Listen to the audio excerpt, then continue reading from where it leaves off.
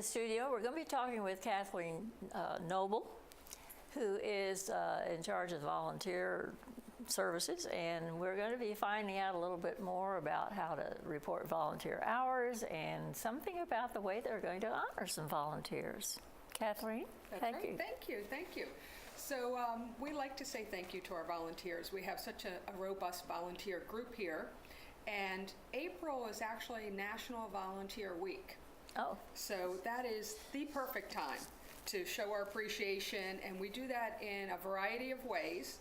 And so the National Volunteer Week is April 10th through the 16th, but we're going to actually extend into the following week as well, because we have some really great programs for our volunteers. So I can go over highlight a few of the things that we're going to do. Please.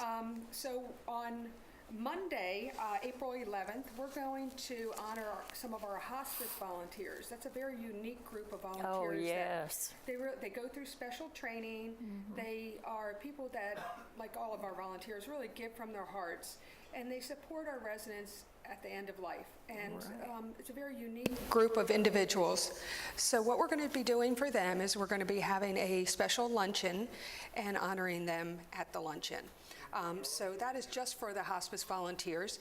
And but then following that, later on that same day, that's Monday, April 11th, we're going to do something different, something we've never done before here, and I think it's going to be really fun. It's going to be in the Hunters Crossing classroom, and we're going to be taking group photos of our volunteer groups, anybody who would like a group photo. So for instance, the Knit and Stitch group can all come together and get their group photo taken.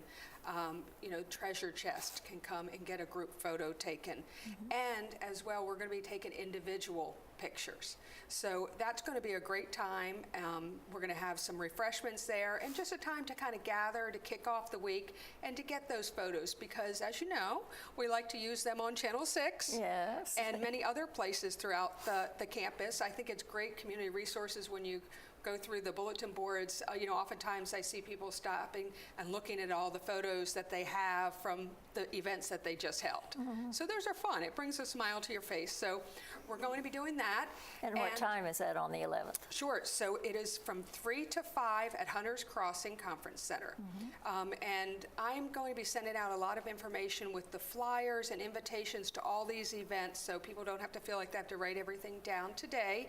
I will get that information, and we'll schedule those groups so that everyone isn't waiting to get their photo taken. We'll schedule the groups accordingly. And also, just a warning to all volunteers, you'll see me out and about with my camera, because I am going to be taking a lot of pictures, updating many pictures of groups in action, so that we can use that at Volunteer Appreciation Week. Channel 6 is going to be running some photographs. We're going to be having a slideshow at other events, so you'll see me out and about with my camera taking pictures. So that's a pre-warning. Okay. In fact, you know what? I don't have many pictures of Channel 6 folks, so I think this would be a good time to take pictures. Definitely. So we have 3 guinea pigs right here. So we have 3 amazing cameramen. So let's get a shot of them. Here's 1, 2, and 3. Now I can say those are true action shots. Yes. So thank you, gentlemen. So we will be taking lots and lots of pictures. People love pictures, so that's kind of fun. And then on Wednesday of that week, Volunteer Week, that's when our group of volunteers go to Crestwood Elementary, which is a local elementary. And so the students are planning some fun things for them, and we're going to just show some appreciation there at their job site at the school. So that will be nice. So that's really exciting. Also, since I'm mentioning Crestwood now, I just went there yesterday with Mrs. Molseed, who's representing the Catholic faith community, and I just think it's wonderful what they are doing. They are taking a couple collections up at church to purchase books for the students at Crestwood. Crestwood is a Title I school, so very much in need. And the books will be distributed at their international event, which is in June. So each student will have a book to take home to read over the summer. How nice. I mean, they're going to end up purchasing just a little under 700 books. It's quite generous, so we Yes. thank them for that. And we'll have more on that and lots of pictures and information as that approaches. So then on Saturday, April 16th, at Garden Ridge, we will be honoring our Garden Ridge volunteers. We have many independent living residents here that are actually specifically go to Garden Ridge to do a variety of activities. They deliver mail, they help with the beauty shop, they visit with residents who might be lonely, they help on the memory care neighborhood, they help with activities, a lot of volunteers. So those Garden Ridge volunteers will be honored. We're going to be doing a barbecue lunch for them, and we're going to have live entertainment. We're going to be giving out specifically Garden Ridge certificates for their volunteer service at that event. And then the following week, as I mentioned, some activities will flow over into the following week. Tuesday, April 19th, volunteer programs and hospice and intermissions, those are three departments here at Garden Ridge, have come together to support and sponsor an educational seminar that will be open to all our residents and any staff that would like to come. Jane Priest is the educator at the Alzheimer's Association, so she will be here. We'll be meeting in the theater at 2 o'clock, and she's going to give a seminar on dementia, just the beginning signs, what the basics. What to kind of watch for. So I encourage, everyone to come and just hear from quite an expert right from the Alzheimer's Association. And, we are planning to have some tables, some staff members there to answer any questions that you might have afterwards. You might have a question about what is intermissions. Maybe Right. that can help me, or my loved one. What, hospice services.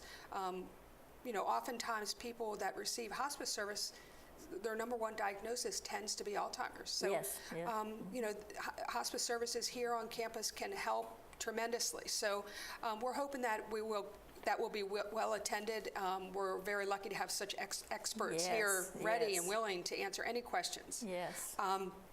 And then on Wednesday, April 20th, that's our real big open to everyone volunteer appreciation event. We will be having an ice cream social. Ice cream's always good. You figure you're middle of April, that's a good thing. And we will be having a barbershop quartet entertain our volunteers. That's always fun. It is. And some of our staff members will be there to show their appreciation and to thank our volunteers. So we're really looking forward to that.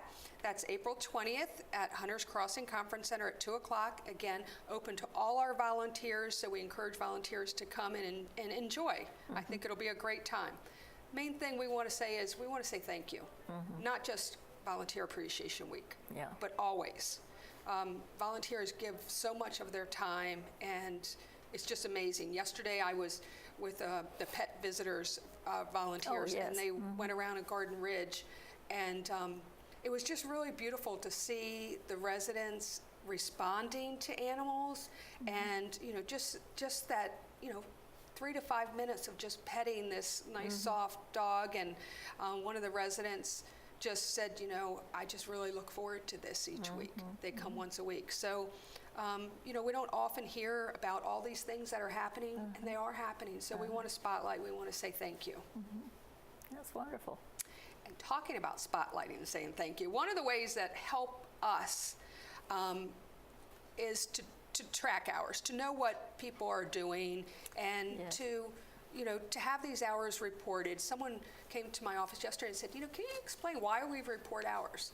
Yes, because most of us, when we volunteer, we're not even thinking about any kind of recognition. We just want to help somebody. That's right. And I would say, and my answer to this person was, we report hours really for 3 reasons. Everyone always thinks, it's because we're a nonprofit and things like that. Really, there's 3 reasons. The main reason is because here at Green Spring, we want to support life. We want to support living. And all research shows that those people who volunteer live longer. And those people who volunteer not only live longer, but live happier lives. Right. So that's why we want to have a robust volunteer program. That's why it helps us to report hours, because we know who's doing what, and we can encourage them and support them in their ventures. So that's the number one reason. The number two reason is because we're nice people. We want to say thank you, and we want to know who to thank. So if we're not reporting hours, you know, we don't really know who to thank, and we don't want to miss anybody. And the third reason is because we are a nonprofit, so that is one of the criteria to be a nonprofit, but there are many criteria. So that's not the only criteria by any means, but so we meet that criteria by saying, yes, we have a robust volunteer program. We're doing what a nonprofit should do, giving back and to our community. So those are the real reasons. And we have changed the way we're reporting hours recently. And the reason for that is because it got a little confusing last year, as far as some people reported groups and through groups, and maybe those hours weren't reported, or maybe people thought, oh, that group didn't report, and then gave other hours. So we're streamlining our approach. It seems to be working. So I'm going to hold up this piece of paper and show you. This is a volunteer collection form that we're doing. Each individual now is asked to fill this out. You can keep it on your refrigerator and just fill in what your hours are, what you're doing, and then turn this into the benevolent care box located at each clubhouse. Or you can turn it into the philanthropy office here, or you can turn it into my office, which is in Garden Ridge. And the reason for this is it helps just streamline. So each volunteer now will have their individual folder of their hours. So when a volunteer comes to me at the end of the year and says, how many hours did I do? What did I do them in? I can pull these forms and show you exactly, in addition to put it in the database. We have about 1 minute left. Okay, and I would say the only caveat to that is there are a couple groups that are excluded from this, the bigger groups, Channel 6, Treasure Chest, Garden Ridge, that you sign in the book. So, but if you have any questions, just please reach out to me. I can send this form to you electronically if you prefer to do it, on computer. My phone number is 703-923-3154. I'll gladly take any questions and help you through the process. Okay. And just thank you. Thank you to all our volunteers. I think sometimes people don't know really where they can volunteer or where their particular skills fit in. We don't have time to go into it right now, but that might be something to think about, of how do we help a person evaluate where they might volunteer and be able to fit a volunteer into a particular situation. And that's perfect for next show. I'll do that. Okay, very good, very good.